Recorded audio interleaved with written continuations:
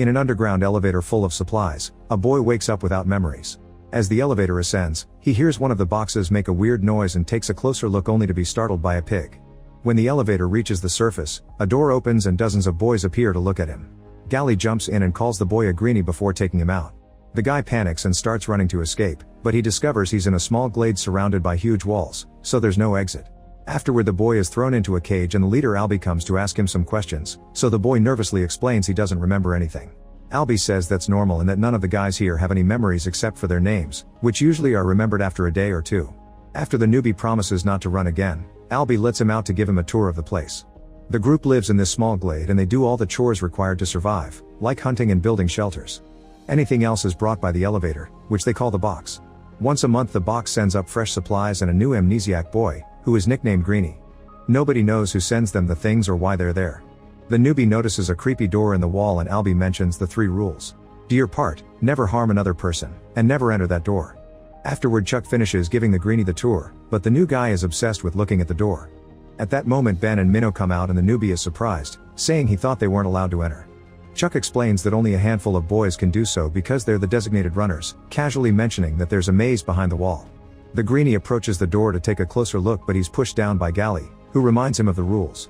As the new guy freaks out and demands an explanation, the other boys surround him to try to calm him down. The conversation is interrupted when the maze starts moving and the door suddenly closes. That night the boys throw a party to celebrate the new arrival. Newt tells the Greenie that the runners go every morning into the maze to map it. They've been looking for an exit for 3 years but haven't found anything yet. At that moment a strange noise can be heard from the maze and Newt explains it changes every night. If the runners don't come out before the doors close, they have to spend the night in the maze and nobody has survived such a thing because monsters known as grievers kill them. The Greenie wants to be a runner, but Newt says runners are chosen. Then the newbie is accidentally pushed by Gally and another kid who are currently wrestling. Gally asks him if he wants to wrestle too and all the boys form a circle around them. The rule is simple, whoever pushes his opponent out of the circle first wins. The fight begins and Gally immediately shows off his skills, easily throwing the newbie around while mocking him with nicknames. After some struggle, the newbie manages to grab Gally and throw him on the ground, which impresses everyone. Gally immediately retaliates by kicking him to make him fall and the newbie hits his head pretty hard, causing him to remember that his name is Thomas. That night Thomas dreams about running, a strange lab, and a woman's voice saying wicked is good. The next morning Albie takes Thomas to a place on the wall where all the boys have carved their names. While Thomas adds his, he notices some names were crossed out because they died. When Thomas goes to the woods to pick up fertilizer, he finds a grave and a bunch of bones in the ground. He's then startled by Ben, who looks very sick and keeps growling. Suddenly Ben tackles Thomas, saying things like I saw you and you did this, it's your fault. He tries choking Thomas, who grabs a skull and hits him with it to escape. A chase ensues and Thomas manages to yell for help before Ben makes him roll down the hill. Soon they make it back to the settlement and when Ben is about to kill Thomas, Newt hits him to knock him down. The boys work together to hold Ben and check his stomach, revealing a disturbing scar. Ben asks for mercy, but the boys put him in the pit anyway. Then Albie explains to Thomas that Ben is going through something called the changing, which happens when a boy gets stung in the maze. It's the first time it happened in daylight though. Since the infection is spreading and they know it'll only get worse, the boys push a crying Ben into the maze right before the door closes. That night they cross Ben's name out on the wall. Thomas has another dream about the strange woman, the lab, a girl helping him through an experiment. In the morning Thomas notices that Albie enters the maze although he isn't a runner, so Newt explains he went to retrace Ben's steps to find out how he was stung. He also reveals Albie was the first boy to arrive at the glade and had to spend a month alone before the box brought more people. Later that day the boys worry because Albie and the runners aren't back and time is running out. When the door is about to close, they notice Minnow carrying a wounded Albie, which is slowing him down. Sending rescuers is against the rules, but Thomas decides to run into the maze anyway, making it inside right before the door finishes closing.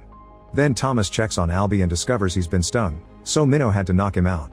The grievers can already be heard screeching and Thomas wants to protect Albie, but Minnow insists there's nowhere to hide. Noticing the ivy on the wall, Thomas gets an idea. With Minnow's help, they tie Albie up and begin lifting his body to hang him among the plants. However, when they're still working, a griever appears and Minnow runs away. Thomas makes sure to hold on to the rope to keep Albie up before hiding behind the plants. When the griever walks by it doesn't notice Thomas, who discovers this creature is made of mechanical parts. After the monster is gone, Thomas comes out to tie the rope to the branches, but he quickly has to hide when the griever reappears. He waits until the creature goes away again to start looking around. Suddenly some goo falls on his shoulder and Thomas looks up to find the griever climbing on the walls. It lands on the ground and starts chasing after Thomas, who begins running as fast as he can until he's stuck in a blocked corridor. A desperate Thomas begins climbing the ivy and makes it to the top of a wall to run through an upper corridor, only to get stuck between a very high edge and the griever. With no other choice, he makes a big jump and manages to hold on to the ivy. The griever does the same and lands on top of him, bringing out a mechanical arm with a needle that tries to sting him. Thomas dodges it, but the weight of the griever causes the ivy to break, dropping them both on the ground. The griever's limbs are now tangled in the plant, so Thomas takes the chance to run and bumps into Minnow. The maze is starting to change and Minnow runs into another section, hoping to lose the griever that's freed itself from the plants. Seeing the walls move, Thomas waits for the creature to catch up. When it's close enough, he begins running between the closing walls, taunting the monster into following him. The next day the boys are shocked to see Minnow and Thomas bring Albie out of the maze and learn that Thomas' plan managed to kill a griever. Afterward the group has a meeting to discuss what happened and Gally wants to punish Thomas for breaking the rules, but Minnow thinks they should make him a runner. Everyone agrees except Gally, who thinks Thomas is still too new. The conversation is interrupted when they hear the box coming up, which shouldn't be happening so early. When they look inside they find no supplies, and to their shock the newbie is an unconscious girl that Thomas recognizes from his dream. Newt finds a note in her hand that says she's the last one ever. Suddenly she wakes up and calls Thomas by name before falling asleep again. After the girl is taken to a hut, Thomas points out that now they know they can survive the maze and he wants to return to look for answers, so Minnow convinces 3 runners to join them. The group rushes inside and finds the dead griever smashed between walls. When Minnow touches it, the creature moves for a second, but it's just a reflex. Then the team works together to rip the griever's leg off and find a strange beeping device that they take back to the glade. Later in a hut, they take a closer look at the device and notice the letters WCKD, which are also on their supplies. They conclude that whoever sent the boys here has also made the grievers. Thomas wants to keep searching the maze for more clues and Gally thinks he should be punished for breaking so many rules. Newt decides that Thomas can spend one night in the pit and become an official runner tomorrow. Afterward Minnow takes Thomas to the hut where he keeps all his maps and a mock-up of the maze. He explains he's mapped every variation of the maze already and there's nothing left to see, yet he hasn't found an exit. Now that they have the device he thinks they may have a better chance. On the outer sections of the maze, they've found the numbers 1 through 8. Every night when the maze changes it opens up a new section, and they always follow the same order. The device from the griever has a 7 so they conclude the monsters come from that section. At that moment the girl wakes up and hides on top of the watchtower. She keeps throwing things to keep the boys away but she stops when she sees Thomas. He climbs to the top too and finds the girl holding a knife. She doesn't remember anything but knows her name is Teresa. The others told her that she kept whispering Thomas' name in her sleep, but she doesn't know who he is either. Thomas explains the situation and in return Teresa tells him about the only memory she has, which matches his dreams. Teresa also reveals she found 2 vials in her pocket. They have a blue liquid and the same 4 letters, which makes Thomas realize they're short for wicked. Since his dream said that wicked is good, Thomas thinks they should inject Albie with this blue liquid. When he tries to do so, Albie freaks out and repeats you shouldn't be here. The boys hold him down and Teresa gives him the injection, which instantly puts him to sleep. Afterward Gally locks Thomas in the pit for the night. Moments later Chuck secretly brings him some food and shows him a little doll he carved. Chuck can't remember his parents, but he still wishes he could reunite with them and give them the doll. Thomas promises that he'll get everyone out of the glade so Chuck can fulfill his wish. In the morning Minnow and Thomas enter the maze as soon as the door opens. Following Minnow's guidance, they run through the different corridors and cross a few sections until they make it to the 7th, which wasn't supposed to be open for another week. They found Ben's clothes on the ground, meaning a griever must have dragged him here. At that moment the device starts making a weird noise and Thomas concludes it's showing them the way. The noise gets stronger when they turn in the right direction, and after walking for a while they find an area Minnow never saw before. There's a long bridge above an abyss and a wall at the end, but when they reach that wall the device activates a hidden door. There's a tunnel on the other side covered with griever goo. Suddenly a light scans the boys and an alarm wails before the tunnel begins closing down. Minnow and Thomas immediately start running, having to dodge the moving walls in section 7. For a moment they run on opposite sides, so Thomas has to make a quick move to reunite with his friend. When they're about to leave section 7, the ground suddenly opens up and part of a wall falls. The boys keep on running as fast as they can as the maze continues to change around them, having to dodge all kinds of moving parts. Eventually they have no choice but to crawl between 2 closing walls, getting out right before they could get crushed. Moments later the duo is back on the glade and tells the others they found the exit. However Gally is worried because it could be a trap and an argument ensues, only to be interrupted by Teresa announcing that Albie is awake. When they check on him, Albie announces they can't leave and that he remembers now. He says Thomas was always their favorite and asks why he had to come here. This conversation is also interrupted because the boys have noticed that the maze door hasn't closed. In fact, new doors are opening. Thomas wants to make a plan but there's no time because the grievers are coming out of the maze.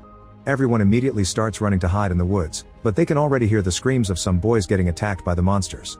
A few guys including Gally hide in the box and close it. When a boy outside asks for help, a griever hears him and captures him too. Thomas, Teresa, and some others hide in the vegetable field, only for a mechanical tail to appear among the plants and capture one of the boys. The group has to keep running to reunite with Albie and more boys while they watch how more and more people are being caught and stung. When a griever tries to block their way, Teresa throws a lamp to set it on fire. Then they keep moving as fast as they can, losing a few more boys along the way.